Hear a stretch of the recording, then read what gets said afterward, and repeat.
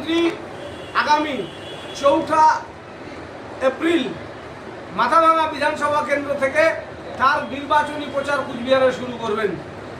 এই মাথাভাঙা যেখানে বাম আমলে সিপিএমের বিরুদ্ধে মমতা বন্দ্যোপাধ্যায়ের লড়াইকে হাতিয়ার করে এই জায়গায় পরিবর্তন এসেছিল, সেই পবিত্র মাটি যেখানে লড়াই এবং প্রতিবাদ কখনো পিছিয়ে থাকেনি। রুনু দাসের ধর্ষণ কাণ্ডে যুক্ত যে বামফ্রন্ট, যে সিপিএম, তাদের বিরুদ্ধে যে দুর্বার আন্দোলন মমতা বন্দ্যোপাধ্যায়ের নেতৃত্বে সংগঠিত হয়েছিল, সেই মমতা বন্দ্যোপাধ্যায় মনে করেছেন মাথাভাঙা থেকেই তার নির্বাচনী প্রচার শুরু করবেন। তাই আগামী 4 তারিখ মাথাভাঙা লতাপাতা অঞ্চলে থেকে কুমারী ময়দান থেকে আমাদের সভা শুরু হবে। মমতা বন্দ্যোপাধ্যায়ের সভা বেলা 12টার মধ্যে প্রায় এই 10টি অঞ্চল নিয়ে 2 নম্বর ব্লক এবং মাথাভাঙা শহর, মাথাভাঙা 1 ব্লক নিয়ে